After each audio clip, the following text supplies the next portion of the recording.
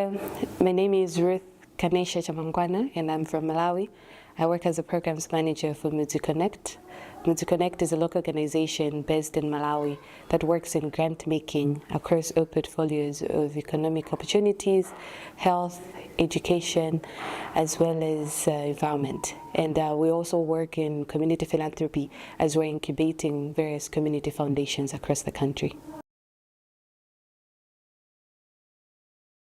So when it comes to grant funding, we find that across communities, we have community-based organizations as well as local registered and unregistered NGOs that can be able to work across the development arena.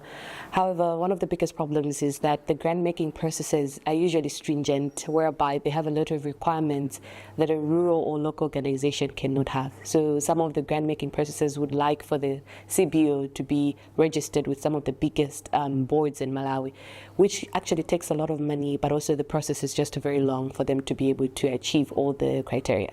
So these grant-making processes, as I've said, the processes are long, they're stringent, and they can be a bit having some blocks, which makes it very hard for rural communities to be able to apply for them. But also there is a gap for rural communities to be able to understand and know of these funding opportunities. Most of the people in the rural parts of Malawi do not have access to technology. Some of them have never used a computer before, a smartphone, so they're not able to see or hear of all of these opportunities that are out there, and for them to also be able to apply to. Most of them are in English. Most of them need you to log behind the computer and be able to apply, which they're not able to do. So that gap as well, the technological, the language gaps, those are also some of the barriers that groups and organizations have for them to apply for grants. Across community philanthropy as well as development, we're advancing for the opposite of a top-down approach, whereby communities are entrusted with the whole process of project design as well as implementation. What I'm trying to say is that we would love communities to own up the project itself from the genesis, from coming up with the idea, from coming up with a solution to the challenges that they're facing, even the project design itself, the activities, what it will look like for them to be able to tackle those challenges, and also coming up with ways in which they can be able to mobilize resources. So communities coming up with resources that they would like to complement those that external actors can bring in is a way of showing ownership, and it also leads especially to sustainability of projects, as they've been a part of the process itself. They're the individuals bringing up the skills, they're bringing up the resources, and they easily own up the project, which aids in sustainability and also aids in replicability, in the sense that once they know that they've been involved in implementing that particular project, they easily generate more resources so that they can continue tackling the rest of the challenges that they have. So you see that communities move from being recipients of aid to being drivers of change, whereby they do not just sit down and wait for other people to come in, but they're able to start tackling their issues on their own without waiting for anybody else to come and rescue them, as it has been in most of the development sectors across the world.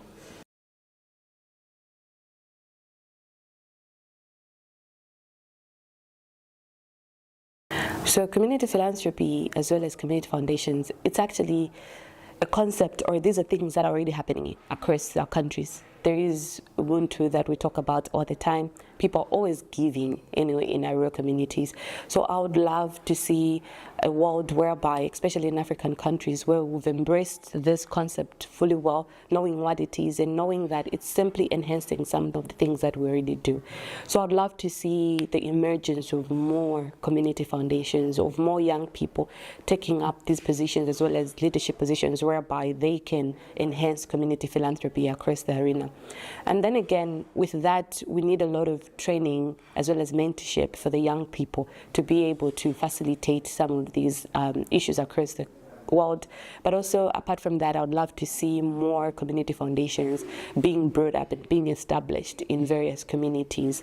And at the end of it all, I would love to see an ecosystem, like an environment whereby we have community foundations across Africa coming together, streamlining the systems and making sure that more communities are being able to be touched through the community foundations program. So I'd love to see foundations across Africa coming together and coming up with this ecosystem that talks about African community foundations, so that we can teach other people in other continents what we're doing, and also equally learn from them, so that we can advance community philanthropy and foundations throughout.